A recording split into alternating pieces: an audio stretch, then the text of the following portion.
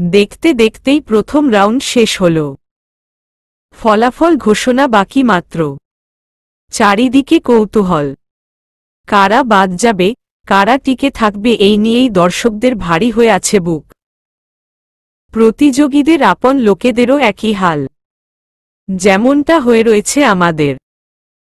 বিচারকেরা কি করবেন জানা নেই, তবে একজন নিরপেক্ষ দর্শক হিসেবে আমি বলতে পারি প্রথম রাউন্ডে নিবিড়, ম্যাটের টিম, একটি মেয়ে যে ক্লাসিক্যাল ড্যান্স করে এবং আরেকটা 4 সদস্যের বয়ব্যান্ড নিঃসন্দেহে পরবর্তী রাউন্ডে চলে যাবে।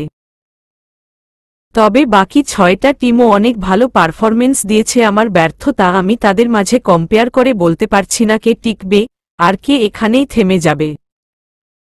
নিবিড় সহ বাকি প্রতিযোগীদের রেস্টরুমে আনা হয়েছে। খানিক বাদেই জানানো হবে ফলাফল। আমি নিবিড়কে দেখবার জন্য সেই রুমে প্রবেশ করলাম। নিবিড়ের ঘেমে যাওয়া শরীরটা প্রথম চোখে পড়ল আমার। উনি ক্লান্ত মুখেই মৃদু হেসে কাছে ডাকলেন আমায়। একজন স্টাফ উনার গা মুছে দিচ্ছিল, সাথে ফ্রেশ এয়ার দিচ্ছিল শ্বাস নিতে সমস্যা হওয়ায়। আপনি ঠিক আছেন? নিবিড় মাথা ঝাঁকিয়ে বললেন। হ্যাঁ, ঠিক আছি। তুমি একা কেন?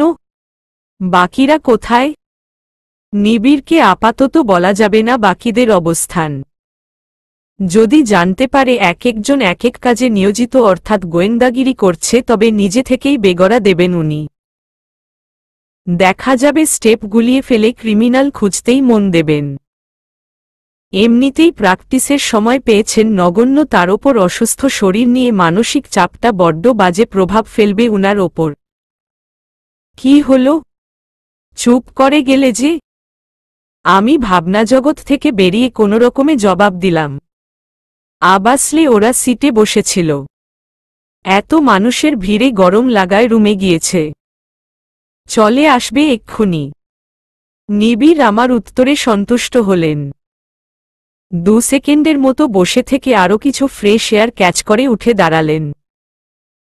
কস্টিউম চেঞ্জ করতে হবে সবারই।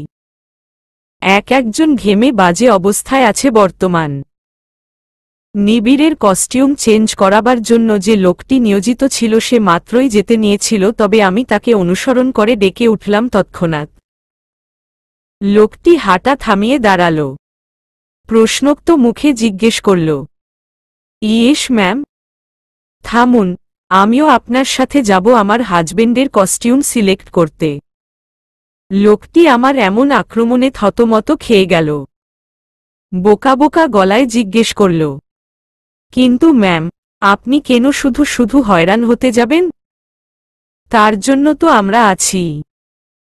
আমাদের কথোপকথনের মাঝে নিবিড় এসে ঢুকলেন। বিভ্রান্ত চিত্তে জিজ্ঞেস করলেন, কি হচ্ছে এখানে? অনন্যা, তুমি উনাকে আটকাচ্ছ কেন? নিবিড়ের বিপরীতে দ্রুত জবাব দিলাম আমি। না না, উনাকে আটকাতে যাব কেন? আমি তো শুধু বলছিলাম আপনার কস্টিউমটা আমি সিলেক্ট করব। আর দেখুন না, উনি বলছেন আমায় সিলেক্ট করতে দেবেন না। শেষের কথাটা শুনে ভ্রু কুঁচকে লোকটার দিকে তাকালেন নিবিড়। নিবিড়ের এমন রাগান্বিত চাহনি দেখে ভয় কুকড়ে বলে উঠল লোকটি, স্যার, রাগ করবেন না। ম্যাম, আমায় ভুল বুঝছেন। আমি তো শুধু বলেছিলাম উনার কষ্ট করার কোনো প্রয়োজন। লোকটিকে কথার মাঝখানে বাধা দিয়ে কঠিন গলায় বললেন নিবিড়।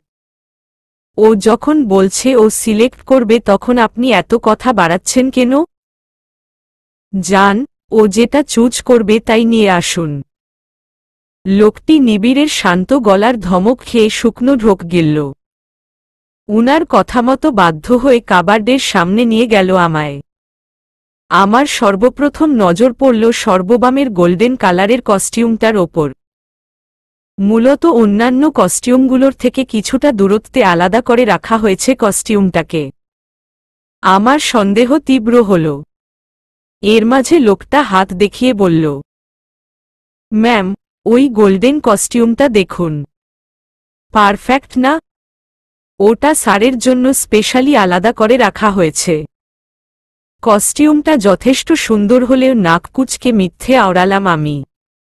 ইসস কি বাজে চয়েজ আপনাদের। কালারটা দেখেছেন? গোল্ডের মতো তো নয়ই, বরং 2 নম্বর কাজের মতো লাগছে। লোকটা গোলগাল চোখে করে তাকালো মুহূর্তেই। 2 নম্বর কাজের অর্থটা জানে না বিধায় চোখমুখ কুঁচকে জিজ্ঞেস করল, মানে ম্যাম, 2 নম্বর কাজটা আবার কি? আমি বুক ফুলিয়ে শ্বাস নিয়ে ধমকে উঠলাম, আপনাকে এত কিছু জানতে হবে না। এই কস্টিউমটা আমার পছন্দ হয়েছে। এটাই পরবেন উনি, দ্যাটস ফাইনাল। কথাটা বলেই নেভি ব্লু এবং ব্ল্যাকের কম্বিনেশনে বানানো কস্টিউমটা বের করলাম আমি। লোকটা আমার পানে হতভম্ব হয়েছে থাকার মাঝেই বিনা বাক্যে নিবিড়ের কাছে পৌঁছালাম। উনার দিকে কস্টিউমটা এগিয়ে দিয়ে বললাম, ধরুন, এটা পরুন। একদম ব্লুবেরি লাগবে আপনাকে। নিবিড় বিস্ময় নিয়ে কস্টিউমটা হাতে নিলেন। উনার চোখে মুখে স্পষ্ট কনফিউশনের ছাপ। হঠাৎ উনার সাথে এমন চিপকু গামের মতো লেগে আছি, এ ব্যাপারটা বোধহয় ঠিক স্বাভাবিক লাগছে না উনার কাছে। সে যাই হোক, উনার স্বাভাবিক লাগুক কিংবা অস্বাভাবিক লাগুক, উনাকে একটা মুহূর্তের জন্য চোখের আড়াল হতে দেওয়া যাবে না আমার। কিছুতেই না। আমার ভাবনা তবে সঠিকই হল। বিচারকেরা আমার ধারণার মাঝে নিবিড় সহ বাকি 3টে টিমকেই প্রথম রাউন্ড জিতে পরবর্তী রাউন্ডে পৌঁছাবার কথা অ্যানাউন্স করলেন। সাথে আরও একজন সোলো ড্যান্সার এবং একটি টিম উত্তীর্ণ হল। বাদ পড়ল 4টে টিম। তাদের শুকনো মুখটা দেখে কেন যেন খারাপ লাগা কাজ করল আমার। কিন্তু খারাপ লাগলেও সাধারণ বিষয়টা যে মেনে নিতেই হবে। প্রতিযোগিতায় হারজিত থাকবে, এটাই স্বাভাবিক। আমি ফুস করে শ্বাস ফেলে এদিকে ওদিক তাকালাম। কে জানে ভাইয়ারা ঠিক কি করছে এখন, রাত্রিনিত্য আপুরও দেখা মিলছে না। আমার ভাবনার মাঝেই ফোন বেজে উঠল। কানে ব্লুটুথ সেট করে স্টেজের কাছ থেকে অনেকটা দূরে সরে এলাম আমি।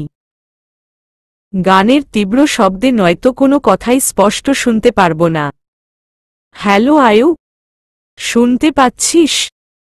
চারিদিকে নজর রাখতে রাখতে জবাব দিলাম আমি। হ্যাঁ ভাইয়া শুনছি, বলো। আমাদের কেন যেন এখানকার স্টাফদের আচরণ সুবিধার ঠেকেছে না। ম্যাটের যে গার্ডগুলো আছে তাদের সাথে একটু বেশিই মেলামেশা করছে। কিছু না কিছু গণ্ডগোল তো আছেই। আমি কপালে দৃঢ় ভাঁজ পড়ল। উত্তেজিত হয়ে বললাম, বলো কি, এখন কি করব? তোকে কিছু করতে হবে না। ওদিকের খবর কি তাই বল। আমি ছোট্ট করে শ্বাস ফেলে বললাম, নিবিড়ের কস্টিউমে পাউডারের মতো কিছু পেয়েছিলাম আমি। খুব সম্ভবত ইচিং হওয়ার জন্য পাউডারটা শার্টে লাগিয়েছিল কেউ। তবে আমি কৌশলে শার্টটা চেঞ্জ করিয়ে নিয়েছি। এবারেও রিস্ক নেইনি। মেকআপ আর্টিস্টরা যে কস্টিউম চুজ করেছিল সেটাও বদলে দিয়েছি। ওপাশ থেকে স্বস্তির শ্বাস ফেলতে শোনা গেল। গলাটা ভিজিয়ে নিয়ে বলল অগ্নি ভাই, সাবাস, ভালো করেছিস। আচ্ছা, সেকেন্ড রাউন্ড কি শেষ হয়েছে? না, একটা মেয়ের পারফরমেন্স বাকি। গুড, আরও সতর্ক হয়ে যা। আমাদের তো ফাটা কপাল, এত কাছে থেকেও অন্তত নিবিড়ের লাইভ পারফরমেন্স দেখতে পারছি না। থাক, কি করার, বাসায় ফিরে ইউটিউবে দেখে নিব। আচ্ছা রাখছি, কিছু হলে সঙ্গে সঙ্গে কল করবি। একা মাতব্বরি করতে যাবি না। ঠিক আছে? ফিসফিসিয়ে বললাম আমি। ঠিক আছে ভাইয়া। তারপর দুভাই বোনের ফোনালাপ শেষ হল। তার কিছু পরেই সেকেন্ড রাউন্ডেরও ইতি ঘটল। এবার খানিকটা নার্ভাস লাগছে আমার। এবারের প্রতিটা পারফরম্যান্সই যথেষ্ট ভালো হয়েছে। সত্যি বলতে ম্যাটের সাথে আমার শত্রুতা থাকলেও তাদের টিমের সাথে নেই। ওদের পারফরমেন্সও চোখে লাগার মতো ছিল। আমি দরজায় এক সাইডে দেয়ালে হেলান দিয়ে এসব ভাবছিলাম। এমন সময় স্টেজ থেকে ক্লান্ত পায়ে এগিয়ে এলেন নিবিড়। দুজন স্টাফ উনার দুবাহু ধরেছিল। এবারও ঘেমে গোসল করে ফেলেছেন উনি। ঘন ঘন শ্বাস ফেলছেন। চুলগুলো ভিজে লেপ্টে আছে কপালের সাথে। আমার চোখে মুখে চিন্তার ছাপ পড়ল। টেনশনে কপালে জমতে শুরু করল বিন্দু বিন্দু ঘাম। আজ বুঝছি, লোকে শুধুই একজন আর্টিস্টের সফলতা দেখে, কিন্তু এই সফলতার পেছনে যে ঠিক কতটা পরিশ্রম করতে হয় তা দেখে না। উনার মতো আরও হাজার হাজার আর্টিস্ট আছেন যারা স্টেজে নিজেদের সবটা দিয়ে লোকের মন জয় করেছেন কিংবা করে চলছেন, কিন্তু দিন শেষে তারাও মানুষ। রক্তে মাংসে গড়া শরীরটাও বিশ্রাম চায়।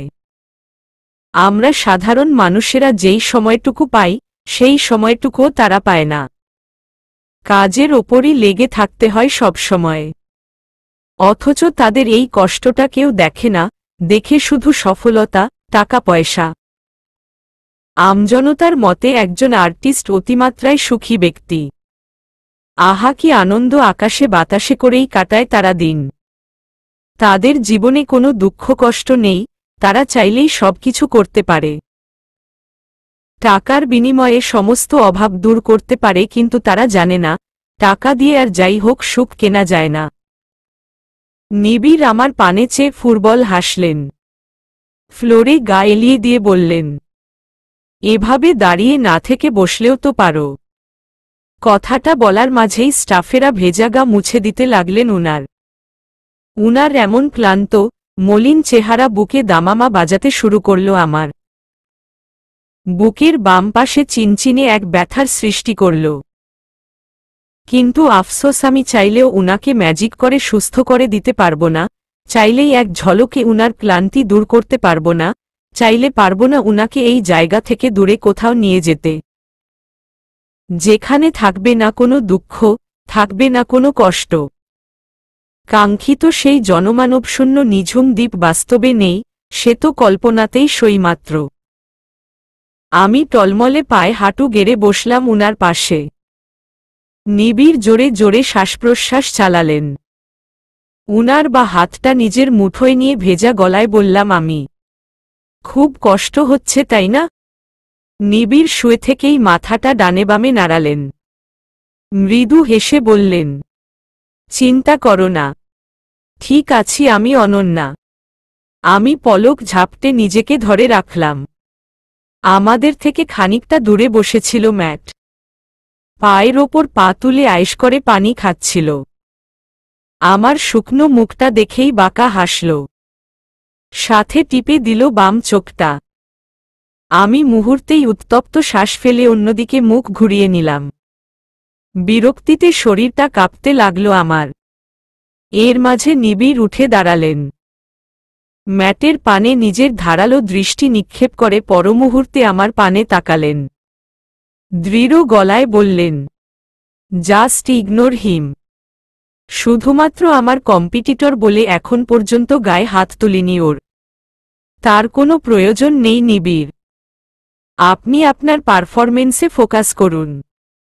নিবিড় কিঞ্চিত মাথাটা নাড়িয়ে বিশ্রাম নেবার জন্য বসলেন।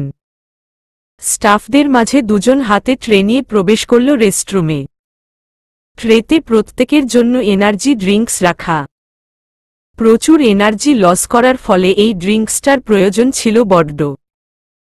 স্টাফ বাকিদের ড্রিঙ্কস সার্ভ করে যখন নিবিড়ের দিকে অবশিষ্ট গ্লাসটা বাড়ালো, ঠিক তক্ষুনি কোথা থেকে যেন ঝড়ের গতিতে রুমে প্রবেশ করল রুশো ভাই।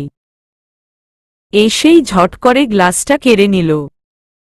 আহামরি কোনো খাজানা পেয়ে গেছে এমন ভাব ধরে হাঁপাতে হাঁপাতে বলল, ah, at last energy drinks পেয়েছি। Thank you so much bro. প্রচুর এনার্জি লস হয়েছে আমার, সো আই থিঙ্ক তোমার থেকে এটা বেশি দরকার আমার।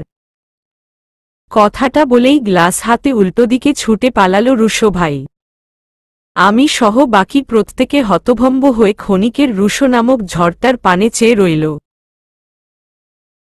রুশো ভাইয়া সম্পূর্ণ দৃষ্টিসীমার বাইরে যাওয়ার পরও কনফিউশন থেকে গেল অনেকের মাঝে। কেউ কেউ ফিসফিসিয়ে বলে উঠল, ওহ মাই গড, হোয়াট ওয়াজ দ্যাট? নিবিড় এলোমেলো দৃষ্টিতে তাকালো আমার পানে। আমিও বোকা চোখে তাকালাম উনার পানে। ঠিক সেই মুহূর্তেই ফোনে কল এলো, চুলের ভেতরে হাত ডুবিয়ে কলটা রিসিভ করতেই ওপাশ থেকে ভেসে এলো। ছুটকি, বোন আমার, ওদিকটা কোনোরকমে সামলে নে। ওই ড্রিঙ্কসে পেট খারাপের মেডিসিন ছিল, ছিনিয়ে আনা ছাড়া উপায় ছিল না আমার হাতে। কথাটা বলেই কলের লাইন কাটল রুশো ভাই। আমি পুরো ব্যাপারটা বুঝতে পেরে জোরপূর্বক হেসে বললাম, হে হে, একটা গিয়েছে তো কি হয়েছে, আমি আপনার জন্য এনার্জি ড্রিঙ্কস বানিয়ে আনছি। রুশো ভাইয়ার কাজে কিছু মনে করবেন না, আর এর আগে কিছু মুখে দেবেন না, ঠিক আছে? নিবিড় স্রেফ বোকাসোকা মুখ করে মাথা নোয়ালেন। আমি আর এক মুহূর্ত দাঁড়ালাম না, ছুট লাগালাম এখানকার মস্ত সেই কিচেনে। আসার পথে শোনা গেল দেয়ালে কারো মুষ্টিবদ্ধ হাতে আঘাতের আওয়াজ। সে আঘাতটা রাগের, সেই আঘাতটা ব্যর্থতার এবং নিঃসন্দেহে সেই আঘাতটা ম্যাটের।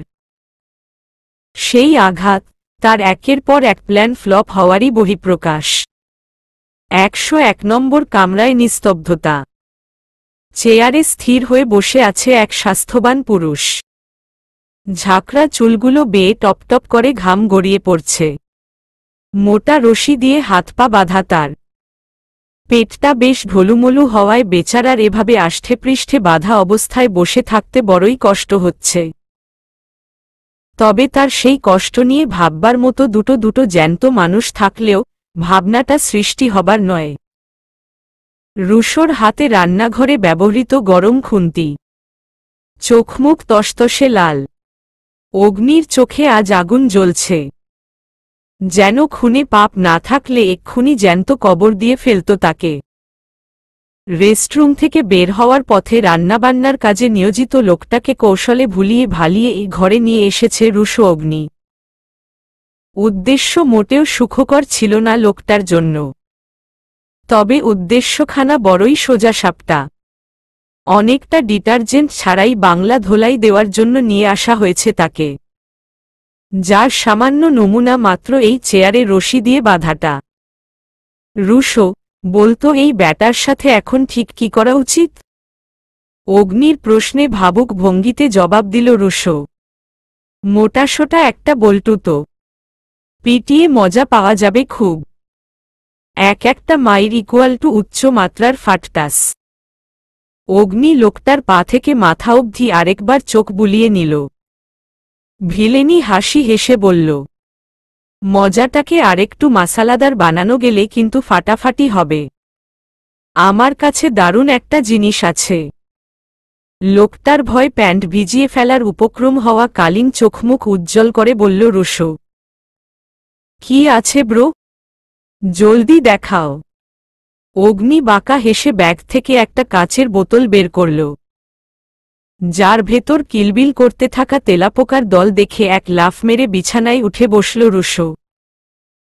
ভয়ার্ত গলায় বলল, ব্রো, দূরে রাখো ওগুলো আমার থেকে। আর তোমার ব্যাগে ওগুলো কি করছে?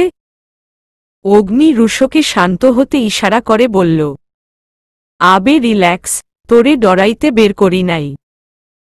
হ্যাঁ, অবশ্য তোর ওপর রিভেঞ্জ নিতেই এই ব্যবস্থা করছিলাম, বাট এই ব্যাটায় চালটা উল্টে দিল। রুশো চোখ লাড্ডু বানিয়ে বলল, হোয়াট? Like really bro? তুমি আমার ব্রো হয়ে আমার সাথে এমনটা করতে পারলে? কিভাবে ব্রো, কিভাবে? সাথে সাথেই ধমকে উঠল অগ্নি। আব্বে চুপ। তুই যখন ভূত সাইজা আমার ওপর প্রাঙ্ক করস তখন যেমনে ভুইলে যাইস আমি তো ব্রো ঠিক তেমনেই আমিও তোর ওপর প্রাঙ্ক করতাম। তোর ভাগ্য ভালা দেইখা বাইচ্চা গেলি। এখন ভাতকান্দুরার মতো চোখমুখ না উল্টায় এদিকায়। এ ব্যাটারে তেলাপোকার সাগরে ভাসামু। রুশো কাদো কাদো মুখ করেই উঠে এলো। লোকটার মাথার ঘাম পা স্পর্শ করে ফেলেছে। পুরো মুখ স্কচটেপে বেঁধে রাখায় সামান্য উয়া করতে পারছে না বেচারা। অগ্নি রুশোকে ইশারায় লোকটার জিপার দেখিয়ে বলল, চেইন খোল। ব্যাটারে আজকে চিনামু অগ্নি কি জিনিস। রুশো তেলাপোকা ভর্তি বোতলটা থেকে দূরত্ব বজায় রেখে পেটমোটা লোকটার প্যান্টের চেইন খুলল। অগ্নি আর এক মুহূর্ত অপেক্ষা না করে লোকের আন্ডারওয়্যারের ভেতরে ছেড়ে দিল 10-12টার মতো তেলাপোকা। লোকটা পারে না মাটি ফাঁক করে পাতালে ঢুকে যায়। মুখ খুলে সামান্য চিৎকারের সুযোগটুকু নেই। চোখ বেয়ে জল গড়ানোতেই থেমে আছে স্রেফ। চেয়ারটা মৃদু কাঁপছে লোকের সর্বশক্তি দিয়ে নড়াচড়া করাই। অগ্নিরুশো সেদিকে পাত্তা না দিয়ে কিচেন থেকে নিয়ে আসা হাতাখুন্তি দিয়েই উদাম কেলানি শুরু করল। রুশো বেছে বেছে বাড়ি মেরে চলল লোকটার পশ্চাতে। রুশো কাছে এ যেন এক দারুণ খেলা বলে মনে হল। আহ্লাদি কণ্ঠে ভাইয়ের উদ্দেশ্যে বলল, দেখেছ ব্রো, তোমায় বলেছিলাম না এই কদম আলীকে পেটালে দারুণ সব আওয়াজ হবে। মোটকাটাকে মেরে প্রচুর শান্তি পাচ্ছি, যেন ফাটটাস ফুটটুস করে বোম ফুটছে। আহা আহা। অগ্নি লোকটার পিঠে হাতার বাড়ি মারতে মারতে জবাব দিল, তাইলে থামতাছিস কেন? যত ইচ্ছা পেটা। নিবিড়কে পেট খারাপের ওষুধ খাওয়ানো, তাই না? শালা ভোটকা ব্যাটার পেটটাই আইজ ফাটায়া ফেলামু। লেডিস এন্ড জেন্টেলম্যানস, আপনাদের আর অপেক্ষা করিয়ে রাখব না। আমাদের সেকেন্ড উইনারের নাম ঘোষণা করতে চলেছি এক্ষুনি। এর মধ্যে হয়তো অনেকেই ভেবে ফেলেছেন কারা কারা পরবর্তী রাউন্ডে যাচ্ছে। উপস্থাপকের প্রশ্নের বিনিময়ে তীব্র এক চিৎকারে ফেটে পড়ল দর্শকেরা, যার অধিকাংশ জুড়ে ছিল নিবিড়ের নাম, তারপর ইথ ক্রিউ এবং বয়েস জেনারেশন।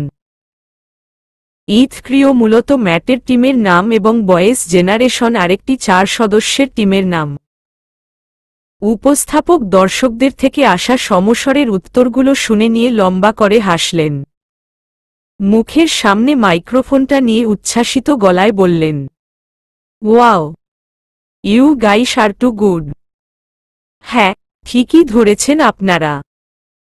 আমাদের ফাইনাল রাউন্ডে যে দুজন যেতে চলেছে তারা হলেন the king of dancing Sadman Shahriar Nibir and the powerful boy band ইথ ক্রিউ। লম্বা টান জুড়ে দিয়ে অ্যানাউন্সমেন্ট শেষ করলেন উপস্থাপক।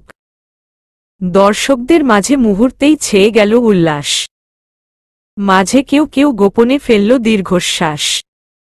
আমার বুকে এক ভয়ানক চিন্তার পাথর চেপেছিল। নীরবে ছুটিয়ে চলছিল কপালের ঘাম। আমি কয়েক সেকেন্ড চুপ থেকে লম্বা করে শ্বাস ফেললাম। ভেতরের চিন্তাগুলোকে ডানা মেলে উঠতে দিলাম ক্ষণিকের জন্য। নিবিড় টিম ইথ ক্রিউ যখন স্টেজ থেকে কুশলাদি বিনিময় করে পরবর্তী রাউন্ডের জন্য প্রস্তুতি নিতে শুরু করলেন, ঠিক তক্ষুনি দ্রুত পায়ে ড্রেসিং রুমে প্রবেশ করলাম আমি। আমায় দেখে এবার আর কস্টিউম বেছে নেওয়ার সাহস করে উঠতে পারল না মেকআপ আর্টিস্টেরা। আমি কাবার্ড খুলে বেশ খোঁজাখুঁজি চালানোর পর হোয়াইট কালারের একটা চমৎকার কস্টিউম উদ্ধার করলাম। আগা থেকে গোড়া অবধি নিজের সূক্ষ্ম সন্ধান চালিয়ে যখন কোনো ঘাপলার অস্তিত্ব বের করতে পারলাম না, তখন স্বস্তির শ্বাস ফেলে নিবিড়কে সেই কস্টিউমটায় নিজেকে মোড়াতে দিলাম। নিবিড় হেসে বিনা বাক্যে চেঞ্জ করে এলেন। বিশাল সেই আয়নাটার সামনে যখন বাকি প্রতিযোগীদের বসানো হলো, তখন আমার সন্দিহান নজর গিয়ে পড়ল ম্যাটের ওপর। ম্যাট নিজ মনে কিছু একটা ভাবছে। ভাবসাব মোটেও সুবিধার ঠেকেছে না। কি করতে চলেছে তাও বোঝা হয়ে উঠছে না। আমি যখন ম্যাটের ওপর নজর রাখতে ব্যস্ত, এমন সময় একজন লেডি মেকআপ আর্টিস্ট নিবিড়কে তৈরি করতে ব্যস্ত হল। ভেজা ভুলগুলো হেয়ার ড্রায়ার দিয়ে শুকাতে শুরু করেছে, এমন সময় তার ওপর দৃষ্টি স্থির হল। আর 5 জন প্রতিযোগীদেরও একইভাবে তৈরি করা হচ্ছে, যদিও তবু ব্যাপারটা মোটেও ভালো লাগলো না আমার। ঈর্ষা কিনা জানি না, তবে এক তিক্ত অনুভূতিতে ছেয়ে গেল পুরোটা শরীর। আমি নিজের ওপর নিয়ন্ত্রণ হারিয়ে এক ঝটকায় মেয়েটার হাত থেকে ছিনিয়ে নিলাম হেয়ার ড্রায়ারটা। মেয়ে নিঃসন্দেহে আমার থেকে বয়সে বড়। তবু কোনো তোয়াক্কা না করে ধমকের সুরে বললাম, আপনার সাহস তো কম নয়, আপনি উনাকে স্পর্শ করছেন। সরুন, সরে দাঁড়ান বলছি। মেয়েটা এমন আকস্মিক ঘটনায় হতভম্ব হয়ে রইল। চোখ দুটো বড় বড় করে সরে দাঁড়াল। নিবিড় প্রথমেই বুঝে উঠতে পারলেন না ব্যাপারটা। কয়েক সেকেন্ড চুপ থেকে বিস্ময় কাটিয়ে প্রশ্ন ছুড়লেন, অনন্যা, হোয়াট হ্যাপেন্ড? নিবিড়ের এমন ভোলাভালা মুখ করে প্রশ্ন করাই রাগটা বেড়ে আকাশ ছুল আমার। আপনি তো চুপই থাকুন, একটা কথাও বলবেন না। আমি থাকতে অন্য কোনো মেয়ের প্রয়োজন নেই আপনাকে তৈরি করা উছিলায় স্পর্শ করার। বুঝেছেন আপনি? আমি রেগেমেগে কঠিন গলায় উনাকেও ধমক মেরে চুপ করালাম। উনার ভেজা চুলগুলো ড্রাই করে ঠোঁটে আলতো করে লাগিয়ে দিলাম লিপবাম। নিবিড় মুখে ছোটখাটো একটা গুহা সৃষ্টি করে চেয়েছিলেন আমার পানে। আমি সূক্ষ্ম চোখে তাকাতেই নজর ফিরিয়ে নিলেন। আমি আপাতত সেদিকে মন দিলাম না আর। উনি যা ইচ্ছে ভাবুক, আমায় যদি পাগলও ভাবেন তাতেও কোনো আপত্তি নেই আমার। অন্য কোনো মেয়ে উনার এত কাছাকাছি থাকবে আর আমি তা বড় বড় চোখ করে দেখব নাকি? হা, কখনো নয়। আমি স্পষ্ট দেখেছিলাম মেয়েটার চোখ নিবিড়ের চুলে নয় ঠোঁটের দিকে যাচ্ছিল। ঈশ্বর কি জঘন্য! যেখানে আমি নিজেই বউ হয়ে আজ পর্যন্ত আমার হাজবেন্ডকে স্পর্শ করলাম না, সেখানে ওই মেয়ে এসেছেন উনাতে নজর দিতে। শখ কত! ইচ্ছে তো করছে মেয়ের লম্বা লম্বা চুলগুলো ছেটে দিয়ে কদু বানিয়ে ছেড়ে দেই। সা চা ফুল। থার্ড রাউন্ড শুরু হয়ে গেছে ইতিমধ্যে। দুজনের মাঝে প্রথমে নাম অ্যানাউন্স করা হলো ইউথ ক্রিউয়ের, অর্থাৎ নিবিড়ের পারফরম্যান্সেই শেষ হবে প্রতিযোগিতা। আমি বুক ফুলিয়ে শ্বাস নিয়ে রেস্টরুমের দরজায় দাঁড়ালাম। এখান থেকে বেশ ভালো করেই দেখা যায় সবকিছু। নিবিড় সিটে চুপ করে বসে আছেন, হাতে ওয়াটার পট। চূড়ান্ত পারফরমেন্সে নিজের সবটা দেবেন তা খুব করে বোঝা যাচ্ছে উনার বডি ল্যাঙ্গুয়েজ দেখে। আমি খুব মনোযোগ দিয়ে ইউথ ক্রিউয়ের পারফরমেন্স দেখছিলাম। এমন সময় হাঁফাতে হাঁফাতে এসে পাশে দাঁড়ালো ভাইয়ারা, নিত্য আপু এবং রাত্রি। অত্যাধিক পরিশ্রম করেছে এমন ভাবসাব ভাইয়াদের। দুজনেই ঘেমে চিপচিপে হয়ে আছে। নিত্য আপু, রাত্রির অবস্থাও করুন। বেচারীরা শুধু দৌড়েই গেছে এই ম্যাটের পার্সোনাল স্টাফগুলো পেছনে। আমি ওদের চারজনকেই ঠিকমতো পরখ করে নিয়ে প্রশ্ন ছুড়লাম, প্রচুর খাটুনি খেটেছ, এবার বলো কিছু উদ্ধার করতে পারলে? রাত্রি দম নিতে নিতে জবাব দিল, আমরা তেমন সন্দেহজনক কিছু পাইনি রে অনু। আর এখান থেকেই একটা জিনিস পরিষ্কার, ম্যাট বেশ গভীর জলের মাছ। ও জানে আমরা ওর আসল রূপ জানি, বিধায় ওর স্টাফদের ওপর কড়াকড়িভাবেই নজর রাখব। যার জন্য সে কৌশলে এখানকার স্টাফদের টাকা খাইয়ে নিজের দলে করে নিয়েছে, যাতে সাপও মরে আর লাঠিও না ভাঙ্গে। রাত্রির কথার পেছনে জুড়ে দিল নিত্য আপু। অগ্নি ভাইয়া নিজের ভেজা চুলগুলোয় হাত চালিয়ে বলল, কিন্তু আফসোস, অশ্বডিম্বটা জানে না ও গাছের ডালে ডালে চললে আমরা চলি গাছের পাতায় পাতায়। অগ্নি ভাইয়ার কথায় উৎসুক দৃষ্টিতে কি হয়েছে তা জানার জন্য তাকালাম আমি। রুশো ভাইয়া ফাঁক পেয়ে ফরফর করে বলে ফেলল, ব্রো ইজ রাইট। ওই পেটে গড়বড় করানোর ধান্দা করা বান্দারে এক্কেবারে বাইন্দা বাংলা ধোলাই দিয়ে ছেড়ে দিয়েছি আমরা। আমার চোখ দুটো পরিধি বৃদ্ধি করে খুশির বহিঃপ্রকাশ ঘটাল। প্রথমে বিশ্বাসযোগ্য মনে না হওয়ায় বিস্ময় নিয়ে জিজ্ঞেস করলাম, সত্যি? চারজনই একসাথে মাথা উপর থেকে নিচে দুবার ঝাঁকিয়ে বিজয়ের হাসি হাসল। অগ্নি ভাইয়া গর্বের সহিত বলল, আর কোনো চিন্তা নেই, আর কিচ্ছু করতে পারবে না ওই ম্যাট। নিবিড় ঠিকই নিজের বেস্ট পারফরমেন্স দিয়ে ট্রফিটা জিতে নেবে দেখিস। উত্তেজনায় চোখে মুখে প্রাপ্তির হাসি ফুটে উঠল আমার। আমি লাফিয়ে উঠে চারজনকেই নিজের বাহুডোরে আবদ্ধ করার জন্য হাত বাড়ালাম। অনেকটা ক্রিকেট খেলা শুরু পূর্বে খেলোয়াড়েরা যেভাবে একে অপরের কাঁধে হাত রেখে গোল হয়ে গোপন আলোচনা সেরে নেয়, ঠিক সেভাবেই নিজেদের মাঝে প্রাপ্তির উল্লাস ভাগাভাগি করে নিলাম আমরা। নিবিড় এতক্ষণ কিছুটা দূর থেকে আমাদের কাণ্ডকারখানা পর্যবেক্ষণ করছিলেন। শত চেষ্টার পরও যখন আলোচনার মূল প্রসঙ্গটা উদ্ধার করতে ব্যর্থ হলেন ঠিক তখন গিয়ে উঁচু গলায় বলে উঠলেন, ও হ্যালো, কি গোপন আলোচনা চলছে ওখানে? নিবিড়কে সম্পূর্ণ অবজ্ঞা করে বললাম আমি। তা আপাতত আপনার না জানলেও চলবে। আপনি বরং পানি খাওয়ায় মন দিন। আবার বেশি খেয়ে ফেলবেন, নাম পারফরমেন্সের মাঝে প্রাকৃতিক চাপ ডাক দিলে মুশকিল। নিবিড় লজ্জা চুপ করে গেলেন। তারপর ফুস করে হতাশার শ্বাস ছাড়লেন। শত শত কিউরিওসিটি থাকা সত্ত্বেও বাড়িয়ে প্রশ্ন করতে পারলেন না আর। ম্যাটদের পারফরমেন্স শেষের দিকে। খানিক বাদেই উনার নাম ডাকা হবে স্টেজে। যার দরুন চুপ থেকেই কাটাতে হলো সময়টুকু। অবশেষে সেই কাঙ্ক্ষিত সময় ঘনিয়ে এলো। স্টেজে উচ্চস্বরে ডাকা হলো নিবিড়ের নাম। আমার হৃদস্পন্দন ক্ষণিকের জন্য বিরতি নিল। নিবিড় যখন ধীরগতিতে স্টেজে ডান পাটা ফেললেন ঠিক তক্ষুনি স্পন্দের হার বেড়ে দ্বিগুণ হল। ডিপডিপ শব্দে আলোড়ন সৃষ্টি করল হৃৎপিণ্ডটা। নিবিড় যখন স্টেজের মাঝামাঝি গিয়ে দাঁড়ালেন তখন সকলের সমন্বিতস্বর খানিকটা নেমে এলো। পুরো স্টেজ অন্ধকার হল চোখের পলকে। তার পরপরই জ্বলে উঠল নীল, সবুজ, বেগুনির সংমিশ্রণে একাধিক টিমটিম আলো। ব্যাকগ্রাউন্ডটা যেন অন্যরকম এক চমক নিয়ে সেজে গেল নিজে থেকেই। নিবিড় হালকা করে হাসলেন। দর্শকসহ প্রত্যেকটা সদস্যকে মারাত্মকভাবে চমকে তুললেন পকেট থেকে লাল রঙের একটা ফিতা বের করে। আমরা সকলেই একরাশ আগ্রহ নিয়ে তাকালাম। দর্শকদের মাঝে চাপা গুঞ্জন চলল কয়েক সেকেন্ড। এর মাঝেই যখন নিবিড় ফিতাটা শক্ত করে চোখে বেঁধে নিলেন ঠিক তক্ষুনি মিউজিক বেজে উঠল। আমার শ্বাস যেন সেখানেই থেমে গেল মুহূর্তের জন্য। বিস্ময় ফেটে পড়ল প্রতিটি দর্শক। নিবিড় নিজের মতো স্টেপ তুলেই চললেন।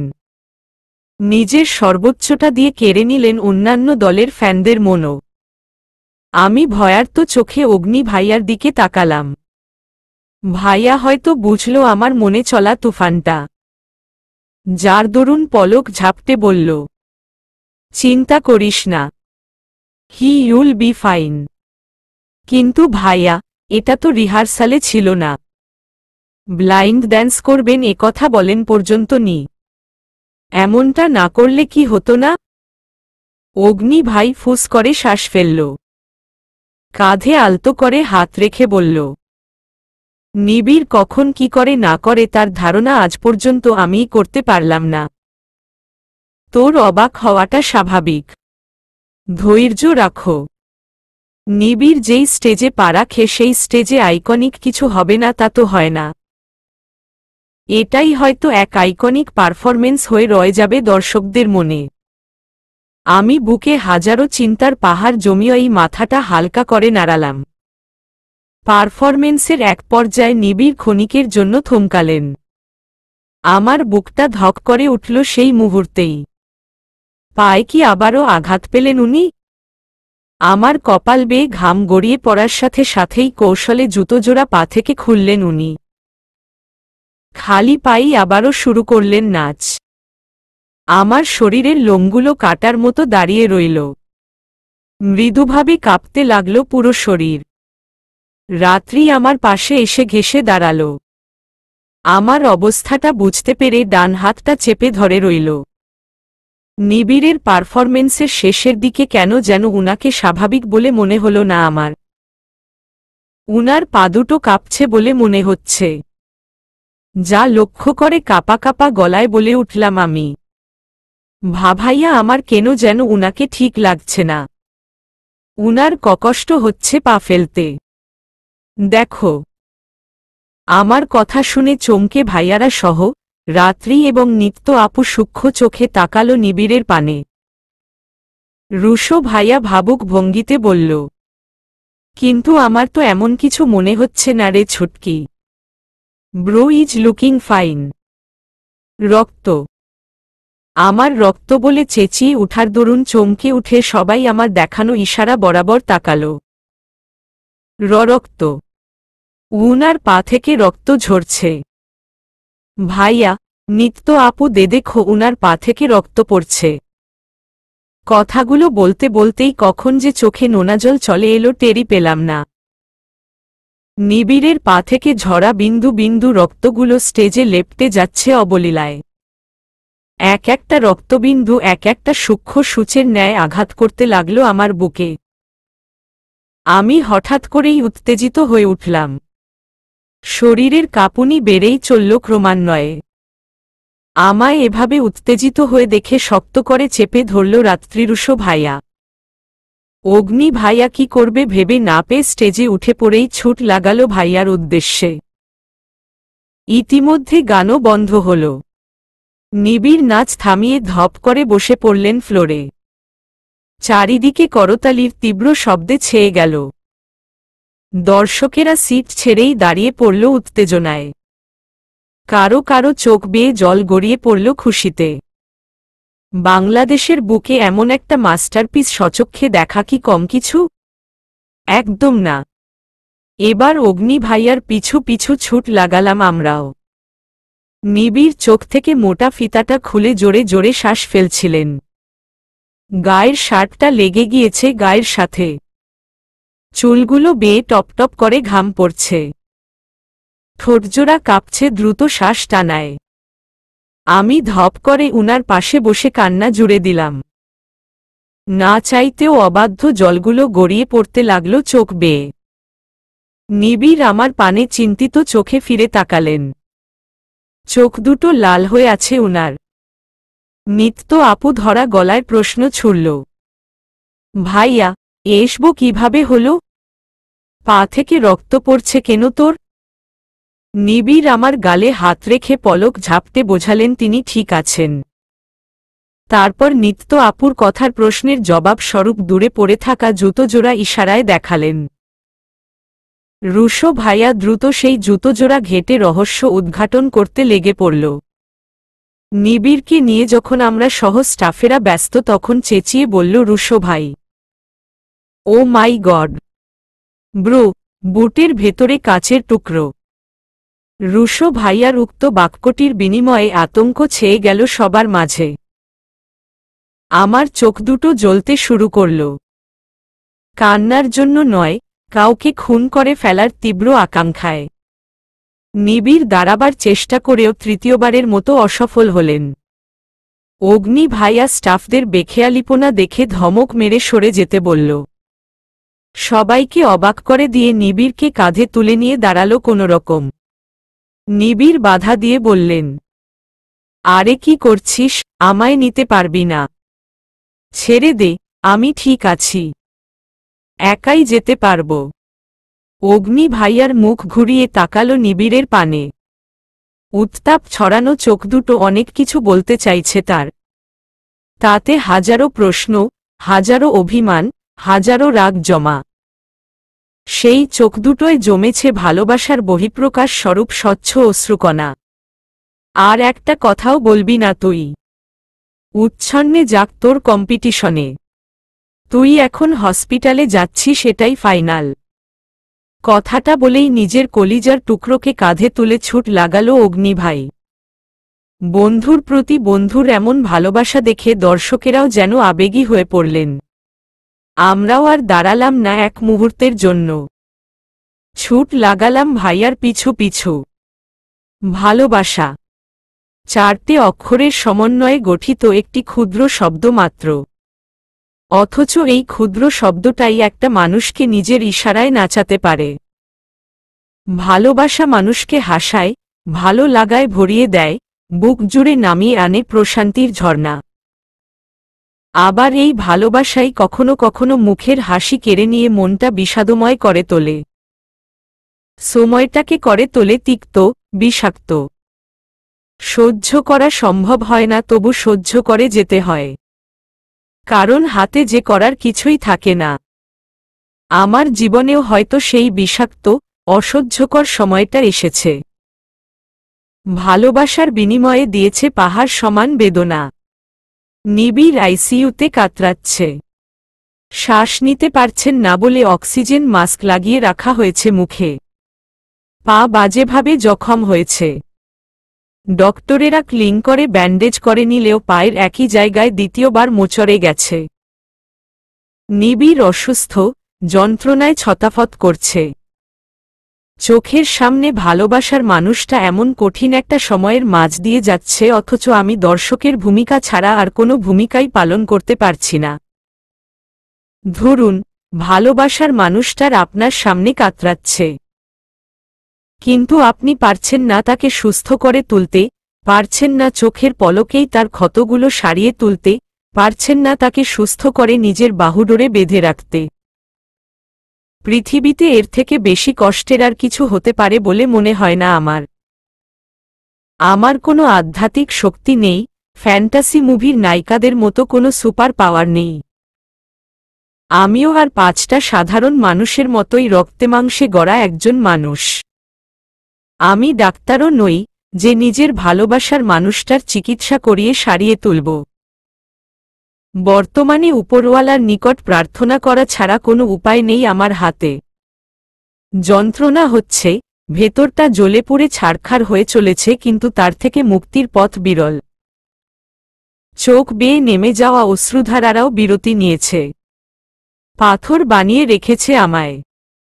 আমি আইসিইউর গেট থেকে সরে এসে ফুটবল শরীরটা ছেড়ে দিয়ে ধপ করে বসে পড়লাম। নিত্য আপু কেঁদে কেটে চোখ ফুলিয়ে ফেলেছে।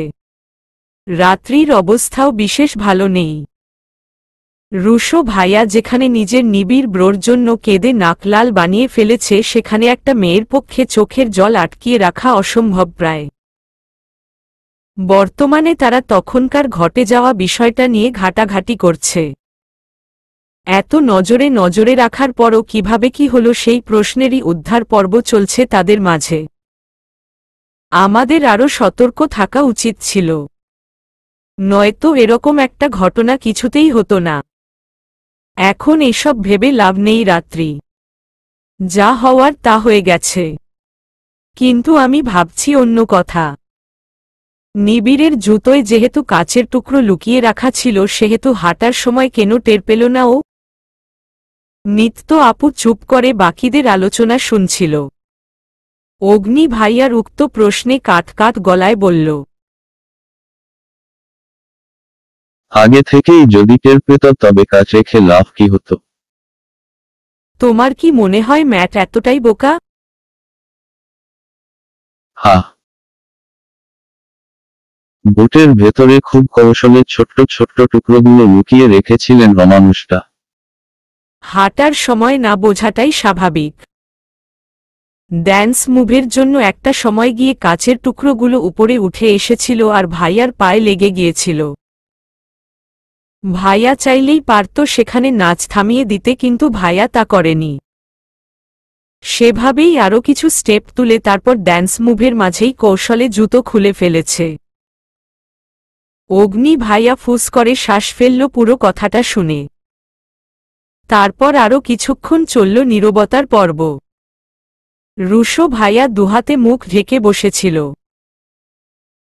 নিজ মনে ভাবছিল অনেক কিছু, খেলার ছক কাটছিল, কল্পনাতেই হয়তো শত্রুর পরাজয় ঘটাবার ফাঁদ পাচ্ছিল। হঠাৎ নীরবতার পর্দা ছিন্ন করে চেঁচিয়ে উঠে বলল, ব্রো, আমার আর সহ্য হচ্ছে না। ওই পিগির পুটাকে শেষ করে ফেলব আমি। রাত্রি আর চোখে তাকালো রুশো ভাইয়ার পানে।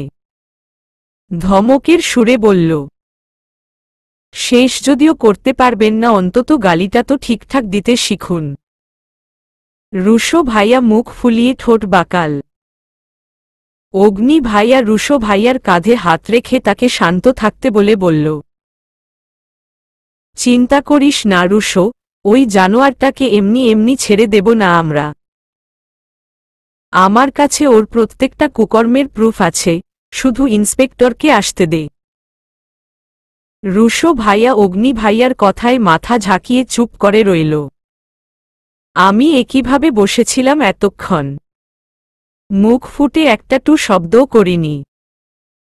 না চাইতেও চোখের সামনে বারংবার নিবিড়ের রক্তাক্ত পায়ের ছবি ভেসে উঠছে আমার।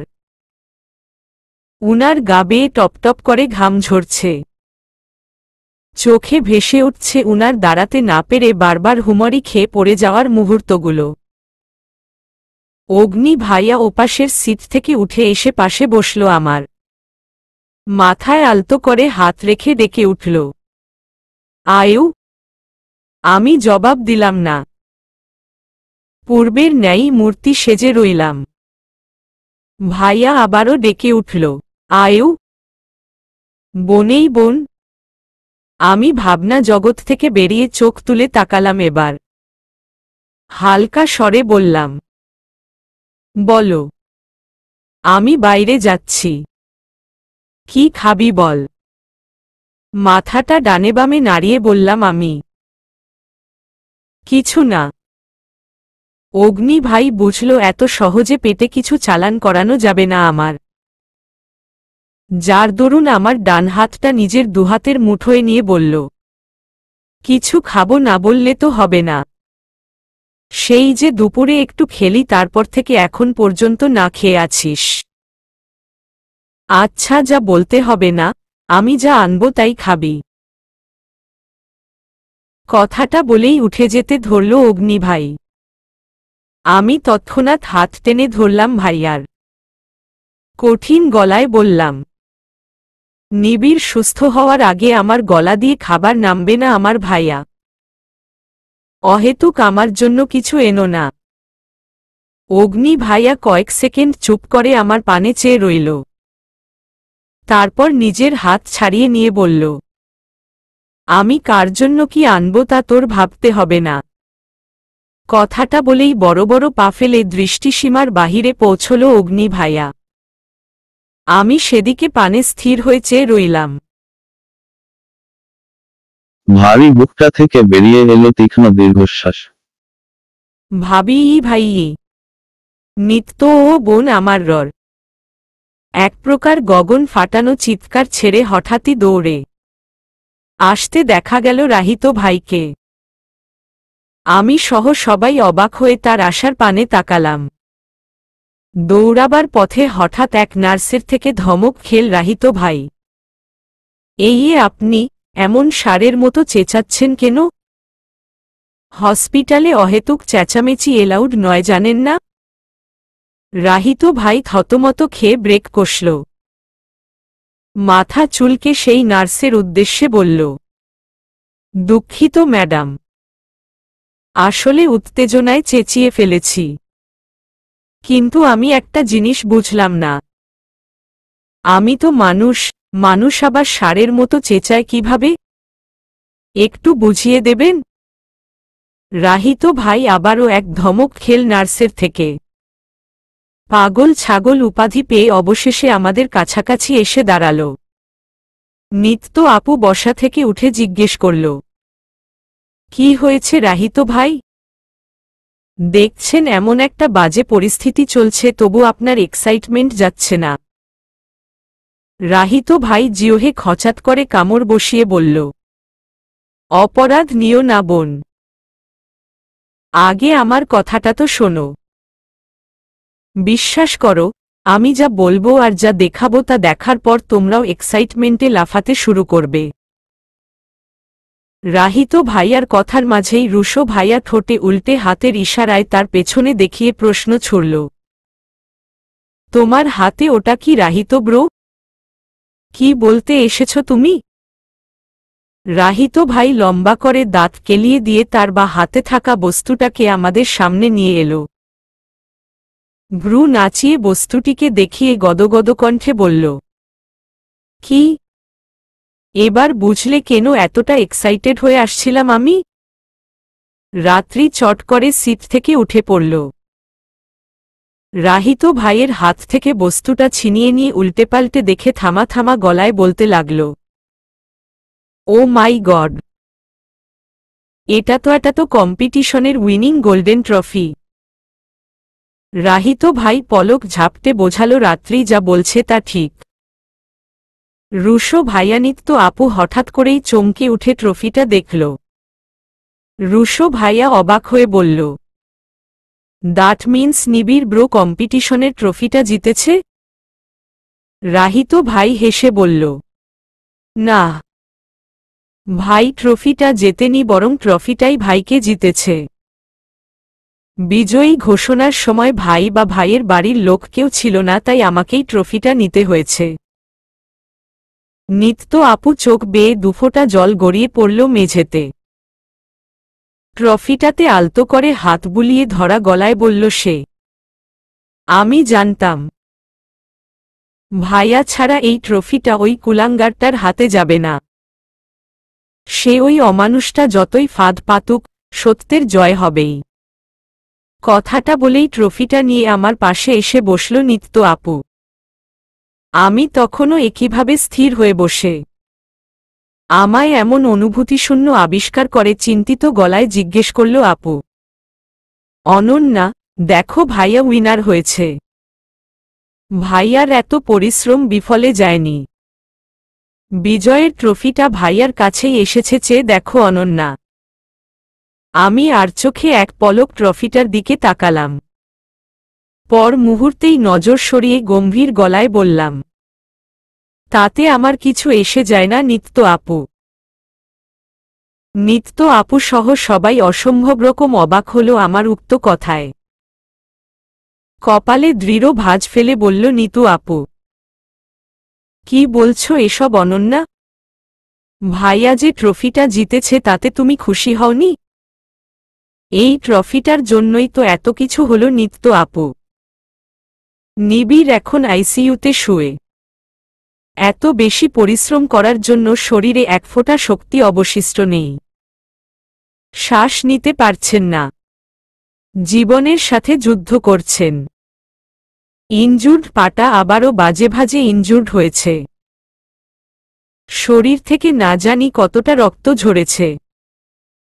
এত কিছুর পর আমি এই ট্রফি, এই কম্পিটিশন জেতার উল্লাসে মেতে উঠব? কিভাবে বলতে পারো? এই কম্পিটিশন, এই ট্রফি আমার কাছে মূল্যহীন যদি না আমার নিবিড় আমার পাশে সুস্থ হয়ে ঠিক আগের মতো দাঁড়িয়ে থাকেন। কথাটা বলেই কান্না চেপে রেখে সিট থেকে উঠে ছুট লাগালাম আমি। পেছনে থেকে বহুবার ডাকা হলো আমার নাম ধরে।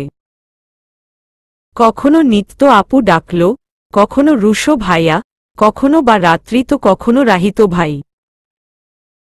কিন্তু আমার আর দাঁড়ানো হলো না। ভেতরটা অদ্ভুতভাবে জ্বলছে। চোখ থেকে কান্না নয়, যেন রক্ত ঝরছে। আমি গিয়ে থামলাম হসপিটালের শেষ মাথায়। এ পাশটায় মানুষের আনাগোনা নেই বললেই চলে। একটা ওয়াশরুম আছে।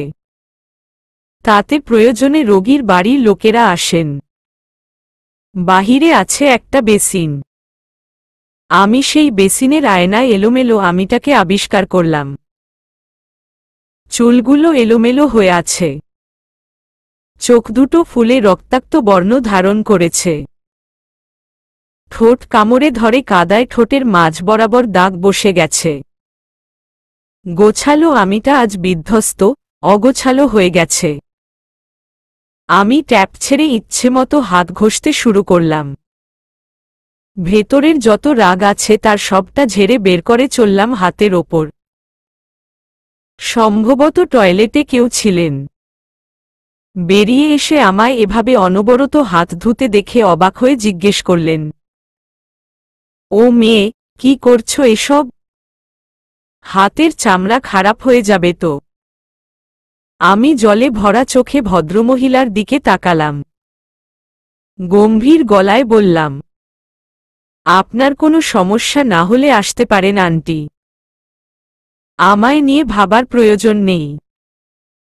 ভদ্রমহিলা কিছু বলতে চেয়েও বললেন না। মুখ বাঁকা করে নিজ মনে বিড়বিড় করতে করতে চলে গেলেন।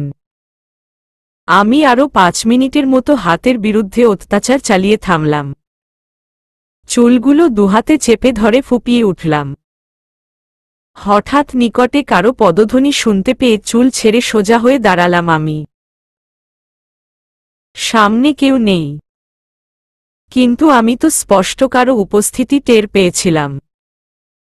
আমার কপালে দৃঢ় ভাঁজ পড়ল আবারও যখন খুব কাছেই কোনো মানুষের অস্বস্তি অনুভব করলাম। সন্দেহের বশে উল্টোদিকে ফিরে তাকালাম আমি। আর ঠিক সেই সময়ই আমার নাকে মুখে চেপে ধরা হলো একটি রুমাল। আমি চোখ বড় বড় শ্বাস আটকে রাখার সর্বোচ্চ চেষ্টা চালালাম। যখন সামনে থাকা আগন্তুক দেখল আমায় এভাবে অজ্ঞান করা সম্ভব হচ্ছে না, ঠিক তখনই হাতে থাকা শক্ত কিছু দিয়ে মাথার পেছনে সজোরে আঘাত করে বসল আমার। আমি আর শেষ পর্যন্ত পেরে উঠলাম না। অচেতন শরীরটা ছেড়ে দিয়ে লুটিয়ে পড়লাম মেঝেতে। জ্ঞান হারাবার পূর্বে খুব করে চিৎকার করতে চাইছিলাম, কিন্তু আফসোস সেই চিৎকারটুকু করাবার ভাগ্য হল না আমার। চোখ দুটো ঝাপসা দেখতে দেখতে একটা সময় বন্ধ হয়ে এলো। আমি পা রাখলাম অন্ধকার এক দুনিয়ায়, নিকষকালো অন্ধকারের চাদরে ঢাকা দুনিয়ায়। সেথায় এক বিন্দু পরিমাণেও আলো নেই, নেই কোনো ফেরার আশা। চলবে।